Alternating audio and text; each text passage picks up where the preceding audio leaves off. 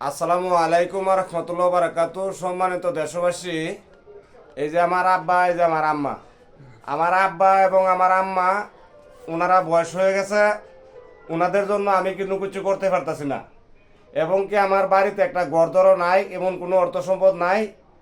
আমার আব্বা এবং আমার আম্মা খুবই অসুস্থ। আমার আব্বা খুবই অসুস্থ। এর জন্য আপনাদেরকে কিছু ভিডিও দিয়েছিলাম ভাই, আপনারা সাড়া দেন নাই।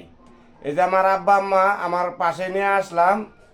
তা আপনারা অবশ্যই আমার ভিডিওটা শেয়ার করবেন আমার আব্বা আম্মার জন্য, যেন আমি আমার আব্বা আম্মার জন্য সরকার থেকে একটা ঘর পেয়ে যাই, এবং কি একটা ফ্যামিলি কার্ড আমরা পাই। এর জন্যই ভাই ভিডিওটা করা, সকলে ভিডিওটা শেয়ার করবেন, যেন আমরা সরকার থেকে একটা ঘর এবং কি একটা ফ্যামিলি কার্ড আমার আব্বা আম্মার জন্য পেয়ে যাই ভাই। আমাদের তেমন কোনো অর্থ সম্পদ নাই, যার কারণে আপনাদের কাছে একটা শেয়ার বিকা চাওয়া। একটা শেয়ার করে দিবেন প্রিয় বন্ধুরা। একটা শেয়ারের কারণে হয়তো আমরা সরকার থেকে একটা ঘর আমার আব্বা আম্মার জন্য পাইতে পারি, আমার মা বাবার জন্য পাইতে পারি। অবশ্যই আপনারা ভিডিওটা শেয়ার করবেন। তুমি কিছু কও আব্বা, একটা ঘর দিতে কও। আমার অর্থ সম্পদ নাই, আমার একটা ঘর সরকার থেকে আমি আনার কাছে আবেদন করছি একটা ঘর দেবেন। আমার কোনো অর্থ সম্পদ নাই।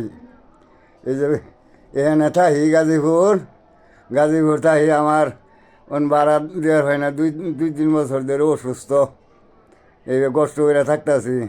তো সরকারের কাছে আমি আবেদন করছি একটা ঘর আমার দিবার লাগে, একটা ফ্যামিলি কার্ড দিবাই এনারা দয়া করিয়া।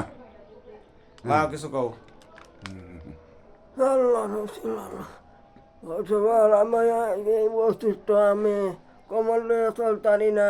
কত বছর ধরে ডাক্তার আইসি পারি না, অসুস্থ।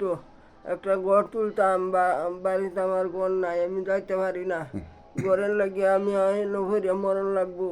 আপনারা দয়া করিয়া মায়া করিয়া আমার একটা ঘর দিয়ে দিন, একটা কার্ড দিয়ে দিন। আপনারা যদি দয়া লাগে, মায়া লাগে, মহব্বত লাগে, দিন একটা